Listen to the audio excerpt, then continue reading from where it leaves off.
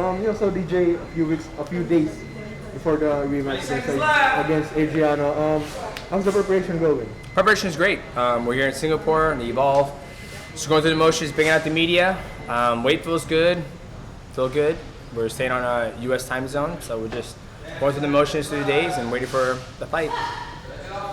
You mentioned in a previous interview with One Championship that you're focused more on BJJ right now. So Yeah. when did you realize that? Well, when I said that, that's more the aspect of like getting ready for fights gets redundant and it gets monotonous, especially when you're fighting the same person again, right? There's only so much content that you can watch in that person and study. So for me, I found an amazing grappling gym by my house, Professor Yan Grapple Club.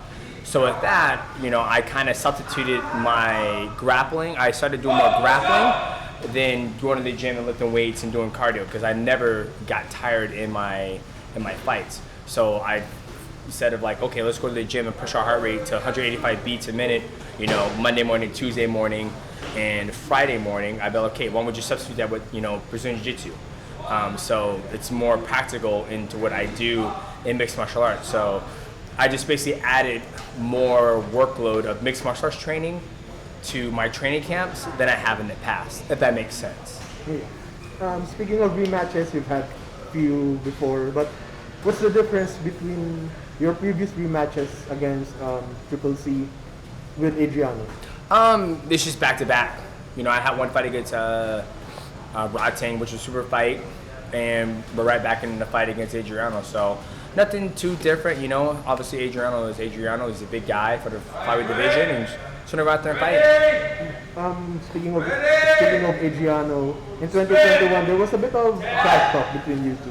What was that? There was a bit of trash talk between you two. Just a bit. What did I say? What did you say? Oh yeah, because I asked this before. He said he was gonna knock you out, and I asked you that. He was gonna knock you out. Oh, I don't consider that trash talk. Yeah, so. Not where I'm from. But now it's a bit of more of a lighthearted atmosphere between you two. So, what do you prefer? A bit of animosity or just Doesn't bother me. I just saw him this morning. We said, "What's up?" I'm chill. Like, I'm literally chill. This is, I'll share 25 minutes with this man. Again, if we go the full distance, and after that, I'm on to the next thing. I'm already thinking about what I'm doing when I'm getting home. I'm thinking about the next time we're working on my stream. I'm thinking about t-shirts design. Like, I'm always, I'm showing up, I'm fighting, going out there, giving them all. And then after that, move on to the next one. Alright, speaking of streaming, you're an avid gamer. How important is it for you that you have an avenue outside of fighting? You can distress and stuff. Oh, I think it's a huge avenue. I have other things. I have my family, my children, and their passions. They're into Brazilian Jiu-Jitsu now. My oldest is into riding dirt bike. Middle one is kind of crazy like me with anime, and my daughter, she's a daughter. So I think it's important to have that because fighting is a short part of your life, and I think having other things to fall back on to keep you going through life is very important. You've mentioned anime. I gotta ask you this. What's your favorite anime? Right now, anime is kind of dry right now. We're waiting for Jujutsu Kaisen to come back out. I saw that movie. We're gonna go try to see Dragon Ball Superheroes when we're out here. So. But right now, if I had to pick one, it'll probably be Berserk. It'll probably be Berserk, but the author just died, so hopefully they'll pick that up and continue it. How about Demon Slayer? Demon Slayer is legit, but it's Demon Slayer is legit, but I want to put it as one of my favorites. Okay. You've mentioned in your previous interviews that you've been acknowledging that you're the GOAT now. So how does it feel to say that you're the GOAT? Well, I acknowledge that one of the best flyweights ever walked this planet Earth. Yeah, 1,000%. I'll say it. As far as the greatest of all time, like John Jones, Khabib, all those guys, I leave that for the community. But there hasn't been a flyweight out there who's done what I've done and who opposes his will in his game, right? I truly believe that. The stats speak for themselves, even over in America and here. So, yeah, for me, I'll say it. You spent a few weeks in Arizona before training with Triple C. What did the guy taught you? What did the guy teach you? Oh, we just vibed out. We just worked out together, trained, and shared knowledge amongst each other. And that was it. Just one question. You mentioned cardio. You never get tired in your fights?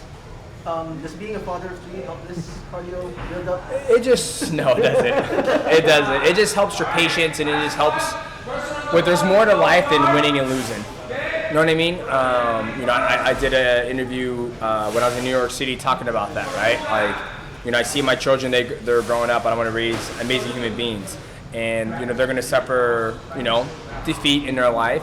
And I tell them, I was like, dude, it's all good. It's like, as long as if you let it affect your day-to-day life, then yes, like it can, harm your mindset with the situation, whatever it may be. But for me, I've lost before.